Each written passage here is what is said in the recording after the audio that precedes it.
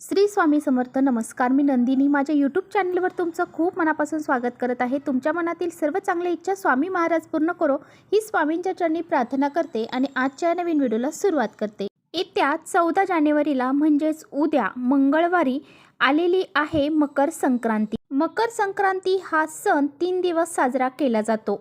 तर आज आहे भोगी, उद्या आहे मकर संक्रांत आणि परवा आहे किंक्रांत. असा हा 3 दिवसांचा सण म्हणजे मकर संक्रांती.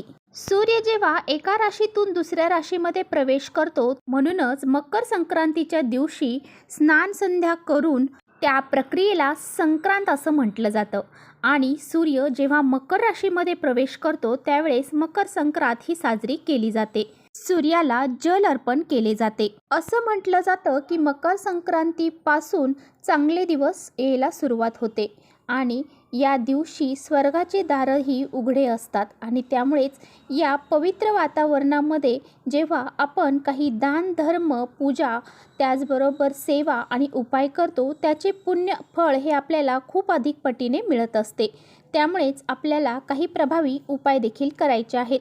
आजच्या व्हिडिओमध्ये मी तुम्हाला अतिशय प्रभावशाली उपाय सांगणार आहे. उद्या सकाळीच आपल्याला घरामध्ये या झाडाचं एक पान घेऊन यायचं आहे.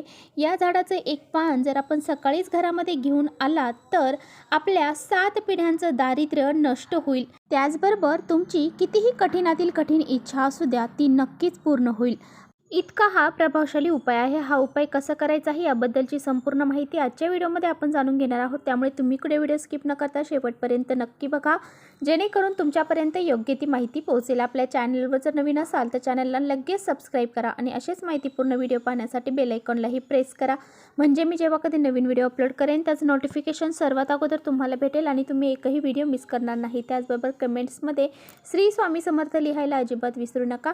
व्हिडिओ आवडला, माहितीपूर्ण वाटला तर आपल्या मित्रपरिवारांसोबत नक्की शेअर करा. तर पहा, जो काही उपाय मी तुमच्याशी शेअर करत आहे तो उपाय तुम्हाला उद्या सकाळी 12च्या आतच करायचा आहे. अगदी 9 वाजेपर्यंत तुम्हाला करणं शक्य झालं तर 9 वाजेपर्यंत करा आणि नाही शक्य झालं तर सकाळी 12पर्यंत तुम्हाला हा उपाय करायचा आहे. तर हा उपाय आपल्याला का करायचा आहे?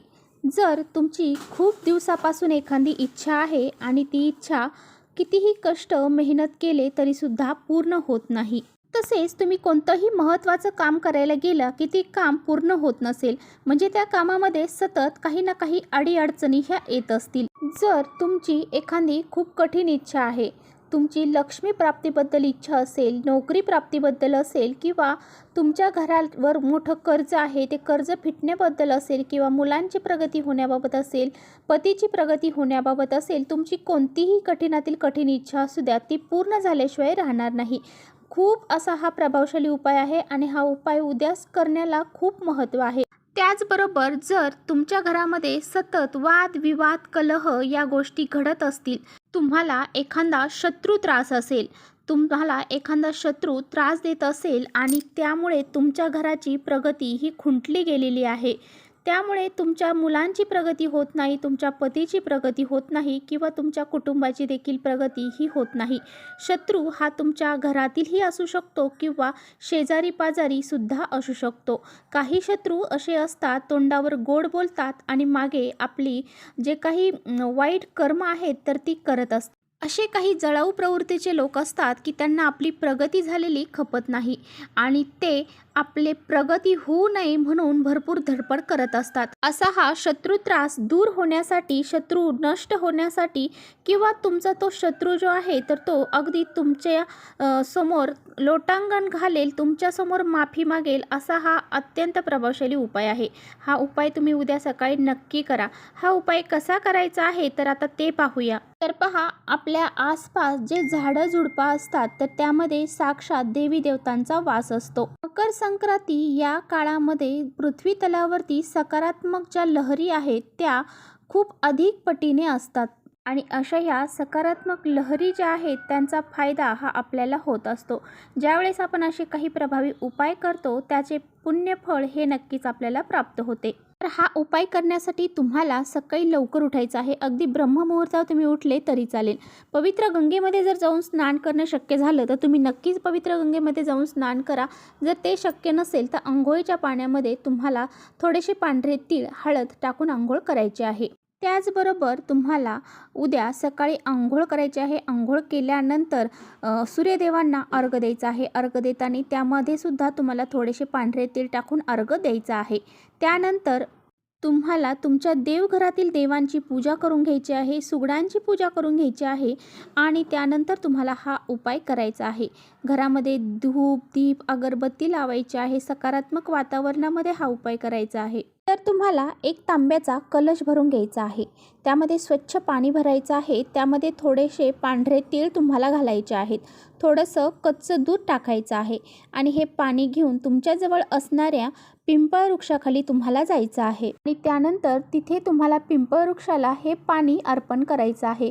अर्पण करत असताना ओम नमो भगवते वासुदेवाय नमः या मंत्राचा जप करत हे जल तुम्हाला गोलाकार पद्धतीने त्या झाडाला अर्पण करायचं आहे. त्यानंतर तुम्ही दिवा जर सोबत घेऊन गेलेला असाल तर तिथे एक शुद्ध गाईच्या तुपाचा दिवा तुम्हाला लावायचा आहे आणि 7 प्रदक्षिणा पिंपळ वृक्षाला मारायच्या आहेत. प्रदक्षिणा घालत असताना सुद्धा तुम्हाला ओम नमो भगवते वासुदेवाय नमः या मंत्राचा जप करायचा आहे आणि त्यानंतर दोन्ही हात जोडायचे आहेत. माता लक्ष्मी, भगवान श्री हरी विष्णूंना प्रार्थना करायची आहे. तुमच्या मनामध्ये एखादी इच्छा असेल तर ती तुम्हाला व्यक्त करायची आहे आणि त्या झाडाला स्पर्श करायचा आहे. त्यानंतर त्या झाडाचं एक पान तुम्हाला तोडायचं आहे. जर तिथे आसपास एखादं पान पडलेलं असेल तर ते तुम्ही घेऊन येऊ शकता. नसेल तर त्या झाडाचं एक पान तुम्हाला तोडून घरी आणायचं आहे. पान तोडल्यानंतर तुम्ही तिथे क्षमा याचना करायची आहे की तुम्ही हे पान कशासाठी घेऊन चाललेला आहात आणि या पानापासून तुम्हाला काय फायदा होणार आहे. तर या गोष्टी तुम्हाला सांगायच्या आहेत आणि त्यानंतर तुम्हाला ते पान घेऊन जायचं आहे. घरी यायचं आहे. घरी आल्यानंतर ते पान स्वच्छ धुवून काढायचं आहे. त्यानंतर पुसायचं आहे आणि त्यानंतर तुम्हाला एक प्लेट घ्यायची आहे. तिथे तुम्हाला त्या प्लेटमध्ये एक स्वास्तिक काढायचं आहे. हळदीच्या साह्याने किंवा कुंकवाच्या साह्याने तुम्हाला ते स्वास्तिक काढायचं आहे. 4 बिंदू द्यायचे आहे. साईडच्या 2 रेषा द्यायच्या आहेत आणि त्यानंतर तुम्हाला त्या पानावरती देखील तुम्हाला हळदीच्या साह्याने एक स्वास्तिक काढायचं आहे. स्वास्तिक काढल्यानंतर त्याचे 4 बिंदू साईडच्या 2 रेषा त्या द्यायच्या आहेत आणि त्यानंतर तुम्हाला त्या स्वास्तिकवरती जे पान आहे त्या पानाच्या स्वास्तिकवरती थोडीशी चण्याची डाळ आणि थोडासा गूळ तुम्हाला ठेवायचा आहे. यानंतर ते पान तुम्हाला त्या प्लेटमध्ये ठेवायचं आहे आणि माता लक्ष्मीला प्रार्थना करायची आहे, माझ्या जीवनातील काही दुःख, दारिद्र्य, संकट असतील तर ते दूर होऊ द्या आणि तुमची काही इच्छा असेल तर ती तिथे तुम्हाला व्यक्त करायची आहे आणि तिथेच बसून आसन टाकून बसायचं आहे. एक वेळा तुम्हाला कनकधारा स्तोत्राचं पठण करायचं आहे आणि एक वेळा तुम्हाला व्यंकटेश स्तोत्राचं पठण करायचं आहे आणि त्यानंतर तुम्हाला एक शुद्ध गाईच्या तुपाचा दिवासुद्धा लावून घ्यायचा आहे आणि ते पान जे आहे ते प्लेटमध्ये ठेवलेलं तर ते पान तुम्हाला उचलायचं आहे. पूर्ण घरामध्ये फिरवायचं आहे. घरामध्ये फिरवून झाल्यानंतर ते पान तुम्हाला घेऊन जायचं आहे मुख्य दरवाजामध्ये. ते पान आणि तो शुद्ध गाईच्या तुपाचा लावलेला दिवा हा आपल्या उजव्या हाताला तुम्हाला उंबरठ्याच्या तिथे ठेवायचा आहे आणि उंबरठ्याच्या बाहेरच तिथेच तुम्हाला हे पान ते प्लेटमध्ये जी चण्याची डाळ आणि गूळ आहे त्यासहित तसंच तिथे ठेवायचं आहे आणि त्यानंतर संध्याकाळी म्हणजे 4-5 वाजता तुम्हाला ते पान तर तो दिवा जो आहे तर तो तुम्हाला परत धुवून स्वच्छ वापरता येऊ शकतो किंवा संध्याकाळी त्यामध्ये जर दिवा शिल्लक असेल तर तो पुन्हा तुम्ही प्रज्वलित करून तिथे ठेवू शकता. त्याचबरोबर तुम्हाला जे काही पान आहे, डाळ आहे, गूळ आहे तर ते घेऊन जायचं आहे एका गाईपाशी आणि त्या गाईला ते खाऊ घालायचं आहे आणि गाईला हळद कुंकू लावायचं आहे. तिच्या पायावरती पाणी ओतायचं आहे आणि तिला हे पान, डाळ, गूळ हे खाऊ घालायचं आहे. खाऊ घालत असताना तुमची जी काही इच्छा असेल ती इच्छा तुम्हाला परत एकदा व्यक्त करायची आहे. अशा पद्धतीने हा प्रभावी उपाय तुम्हाला उद्या सकाळीच करायचा आहे. तर चला इथेच थांबवते. माझा व्हिडिओ आवडला असेल तर नक्की लाईक करा. चॅनलवर नवीन असाल तर चॅनलला सबस्क्राईब करा. परत भेटूया अशाच छानशा व्हिडिओसोबत. तोपर्यंत श्री स्वामी समर्थ.